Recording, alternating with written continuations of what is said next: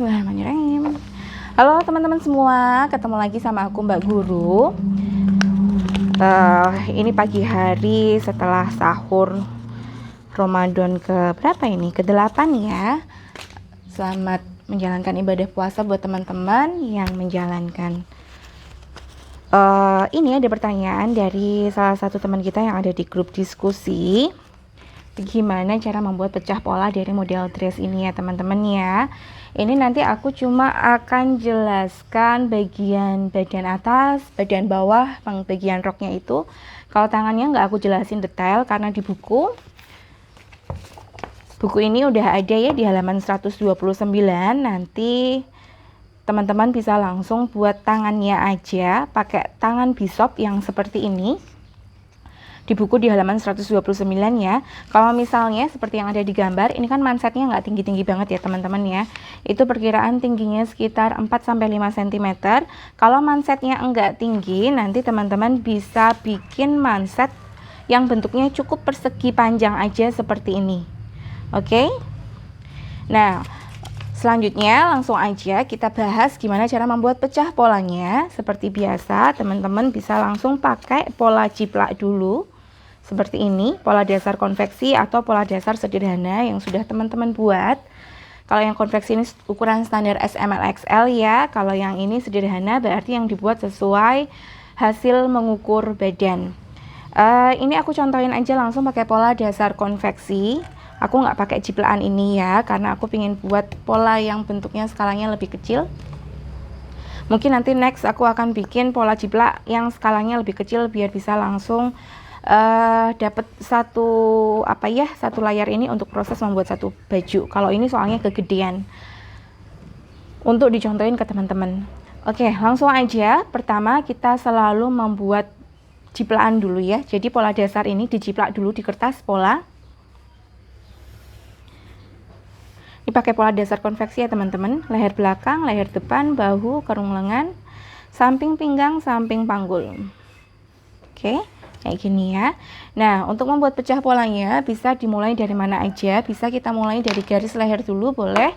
Garis lehernya ini di titik B ini ya. Ini mau kita besarkan sekitar 1 sampai 2 cm. Titik CB boleh tetap, boleh turun 1 cm.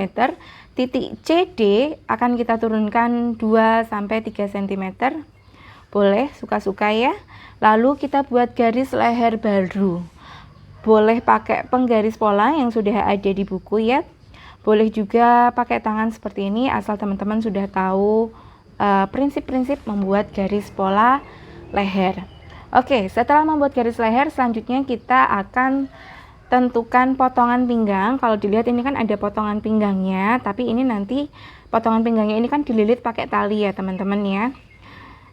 Bentar aku cerahin dulu. Oke, itu tetap ada potongan pinggang cuma dililit pakai tali. Karena pakai pola dasar konveksi, garis pinggangnya mau kita buat persis di sini. Oke. Kalau pakai pola dasar konveksi, garis pinggangnya ada di sini. Tetap ada di garis pinggang. Kalau pakai pola dasar sederhana, sebaiknya garis pinggangnya ini dinaikkan 2 sampai 3 cm. Kalau ada kupnatnya, garis pinggang yang baru di bagian samping dinaikkan 1,5 cm.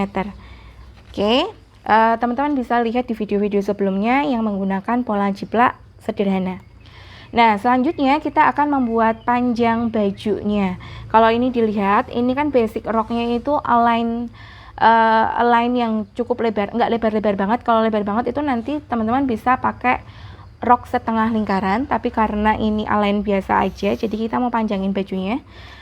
Seperti biasa ya, panjang baju itu selalu diukur dari titik A, karena kita waktu mengukur badan untuk membuat panjang baju, untuk mendapatkan hasil ukuran baju itu diukur dari bahu tertinggi dari badan depan, bahu tertinggi melewati payudara sampai panjang baju suka-suka.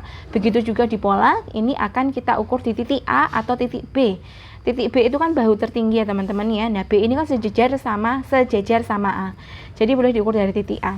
Oke, A ke bawah panjang baju suka-suka, misal ini aku buat 138 cm ya di sini. Lalu buat garis bantu ke samping, Ini adalah lebar bawah rok. Lebar bawah roknya berapa? Lebar bawah roknya itu tidak ada ketentuan pasti, suka-suka tergantung desain bajunya. Kalau ini aku lihat teman-teman bisa langsung bikin ini dari tengah ke samping ini 55 cm. Jadi nanti ketika diukur kiri ke kanan itu 110 cm, melingkar kiri kanan depan belakang, maka lingkarnya total 220 cm. Kalau misalnya ingin lebih besar, boleh tinggal dilebarin aja dari tengah ke samping kanannya ini ya. Oke, kira-kira 55 cm aku buat di sini ya. Selanjutnya kita akan buat siluet sampingnya. Karena ini potongan pinggang, langsung aja kita tarik dari garis pinggang ke samping bawah ini. Oke. Nah, teman-teman harus pastikan dulu kalau ini pola dasar, bagian panggul ada di sini.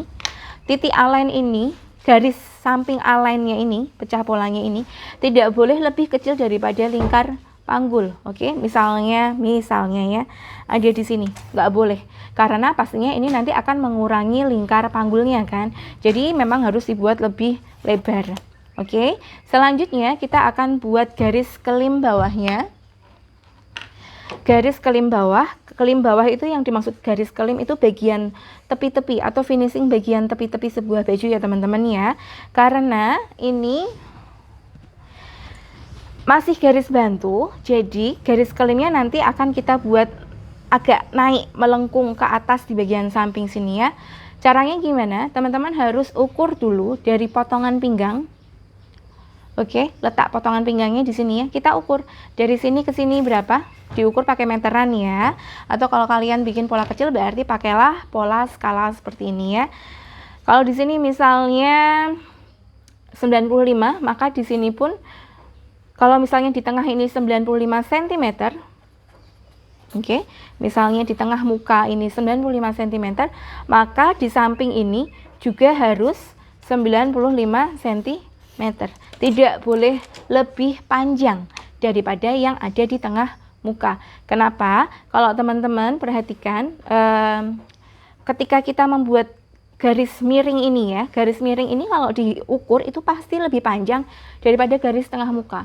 Ketika ini nanti bajunya yang dipakai dengan garis kelim yang tetap ada di bawah sini tidak dinaikkan, ketika dipakai kainnya ini akan jatuh dan garis yang di bawah samping ini akan memberikan efek baju yang melengkungnya ke bawah kayak gini ya teman-teman ya. Oke.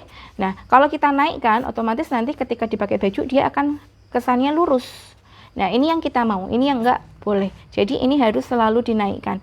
Ada cara yang tinggal dinaikkan 2 sampai 3 cm, tapi kalau aku lebih suka dengan cara mengukur dari potongan pinggang ke bawah berapa sama dengan potongan pinggang ke bawah di bagian samping. Hasilnya harus sama untuk menghasilkan garis kelim yang nampak lurus. Oke, sekarang kita sudah dapat garis kelim di bagian samping ini di titik yang ini ya teman-teman ya. Selanjutnya tinggal dibuat garis lengkung tipis. Cara membuat garis lengkung tipisnya itu gimana? Tengah, samping, kira-kira tengah-tengahnya di sini. Nah, dari garis tengahnya ini tinggal dibuat garis lengkung tipis. Ulangi ya. Nah, gitu ya. Jadi pastikan di garis tengah ini selalu siku. Oke? Nah, udah ya teman-teman ya. Ini adalah basic polanya. Nanti tinggal jiplak lagi sendiri. Badan belakang dari garis TB, garis leher baru, dari garis TB, tengah belakang, garis leher belakang baru, garis bahu, garis kerung lengan, samping pinggang, itu pola badan belakang. Kalau yang pola badan depan berarti dari garis tengah muka, garis leher yang baru, garis bahu, kerung lengan, samping pinggang. Itu untuk pola badan. Nah, pola roknya sama ya, dari garis TM, tengah muka, dan garis TB, pinggang, samping, garis kelim. Ini adalah pola rok ya. Jadi nanti ada badan belakang, badan depan, dan pola rok. Pola roknya ini nanti bisa dipakai untuk memotong kain bagian depan dan belakang. Selanjutnya, gimana cara membuat pecah pola di bagian bagian atas dan di bagian bawah rok ini.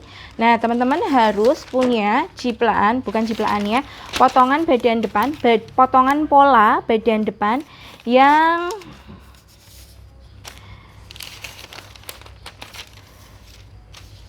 jiplak aja dulu ya. Jadi polanya ini nanti dijiplak dulu. Kita mau jiplak hanya di bagian depan aja ya teman-teman ya, karena ini kan kita membuat pecah pola di bagian bagian depan.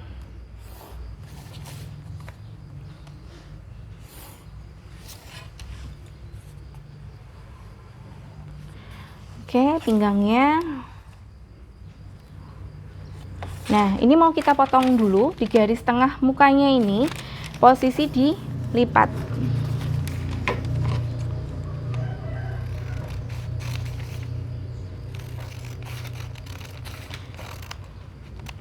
Teman-teman yang baru belajar, sebaiknya ketika memotong kertas yang lipatan kayak gini, ini harus disemat jarum pentul. Tujuannya biar apa? Biar kertas bagian atas dan bawah itu potongannya hasilnya sama, nggak junjing ya. Pinggangnya juga dipotong. Nah, sekarang kita sudah dapat ya, ini adalah pola bagian depan yang mau kita pecah. Kita tentukan dulu garis leher kemiringannya ini dari bahu tertinggi sampai ke samping pinggang. Kira-kira samping pinggangnya ada di sini ya. Bagian roknya juga sama, sepertinya mulai dari sini ya teman-teman ya. Lalu tinggal dibuat aja garis yang bentuk garis leher. Pecah polanya itu mirip persis sesuai yang ada di desain ya. Nah, ini miring ya, dari samping pinggang sampai ke bahu. Lalu kita tentukan jumlah lipitnya, 1, 2, 3. Kira-kira ada 3 lipit yang mengarah dari bahu ke pinggang. 1, 2, 3. Boleh kayak gini. Nah, karena ini pola outernya, pola pecah pola yang bagian depan ya, jadi yang ini mau dibuang, nggak dipakai. Sekarang kita mau pecah yang ini aja. Boleh dikasih nama biar nggak ketuker-tuker. 1, 2, 3.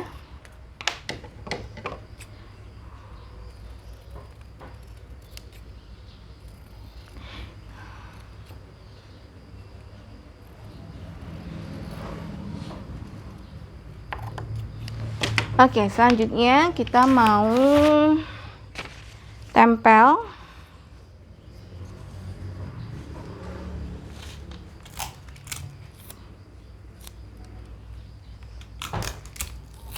yang nomor 1 ya teman-teman ya, kayak gini ya. Lalu kita tentukan besar lipitnya.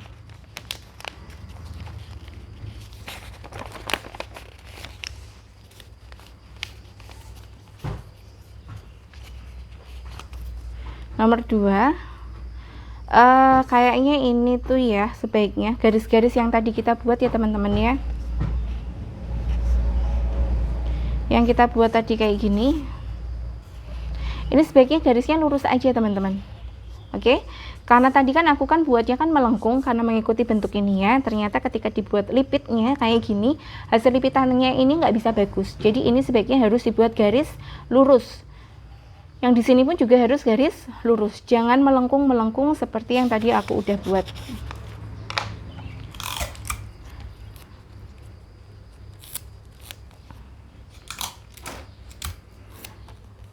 Oke, ini tadi maksudnya gimana? Setelah satu aku tempel, aku buat lipit. Besar lipitnya berapa? Bebas suka-suka, tergantung sama desain, tergantung sama kita pingin hasil lipitnya kain itu seberapa dalam. Bentuk lipit lalu tempel pola nomor 2. Begitu juga ketika kita akan tempel pola nomor 3, ini kita bentuk lipit dulu. Bebas ya, suka-suka, nggak ada ketentuan pasti. Bagian atas sama bawah boleh beda besarnya, boleh sama besarnya. Baru tempel pola nomor 3 dengan garis yang sejajar.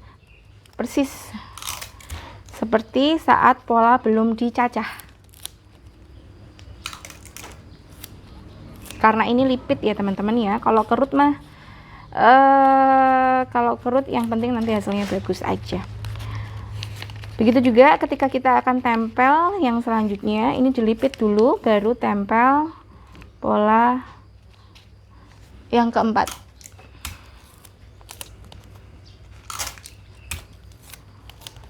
Sudah. Nah, ini nanti akan dipotong. Potonglah dengan keadaan dengan keadaan kertas polanya ini dilipit.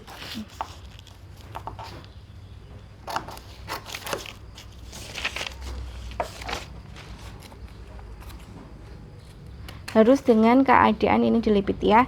Nah, ini tadi yang garisnya lengkung ya, bagian tepinya ini mau aku lurusin aja. Nanti di kainnya bisa jadi melengkung sendiri kok setelah dijahit. Nah, jadinya kayak gini ya teman-teman ya. Di sini agak zigzag, sini agak zigzag. Oke, ini adalah bagian pecah pola bagian atas. Selanjutnya kita mau buat pecah pola bagian roknya.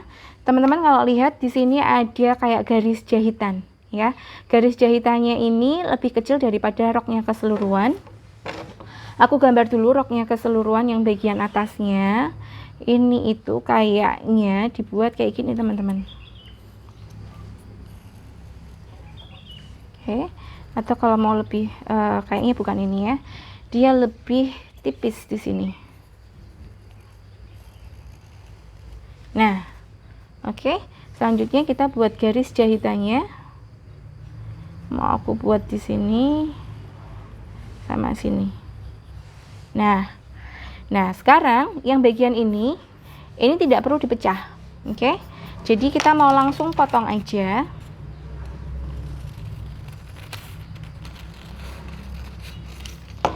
Dah, ini adalah pola rok luarnya ya. Rok luar bagian depannya. Nah, sekarang yang mau kita pecah itu yang bagian ini. Potong lagi.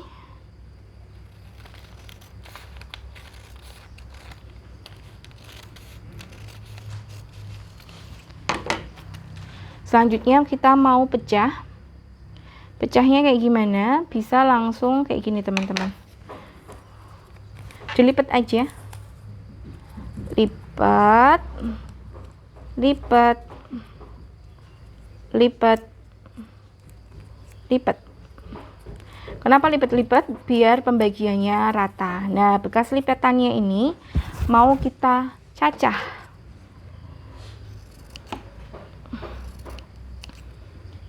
Gunting dari bawah ke atas, jangan sampai putus, karena yang mau kita kembangkan itu di bagian bawah. Oke, desain yang seperti ini disebut desain flange, atau gampangnya mungkin teman-teman sering dengar clock.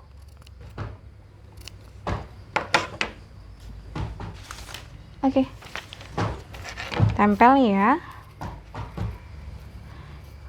Ini nanti mau dibuka kayak gini ya teman-teman ya.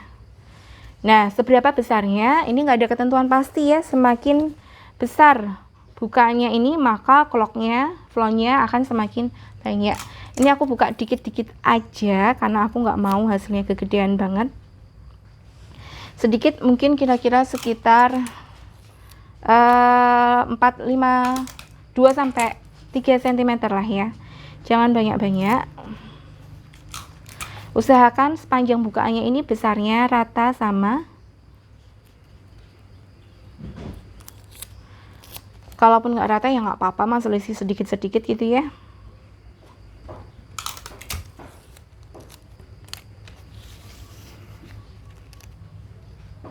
Teman-teman kalau lagi buat kayak gini sih enaknya memang paling enak itu pakai solatip bening kayak gini. Ini aku pakai solatip bening yang kayak gini. Bisa yang lebih kecil, setengah in ya, atau bisa pakai yang 1 in kayak gini. Waktu bikin pola besar pun juga paling enak tuh pakai solasi daripada pakai lem. Kalau lem itu kan tangannya kita jadi kotor ya teman-teman ya.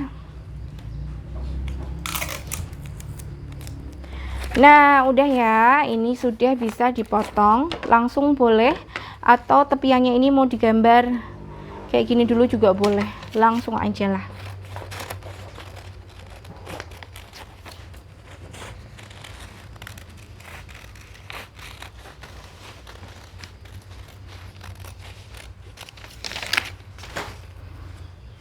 Yang sebelah sini juga ya.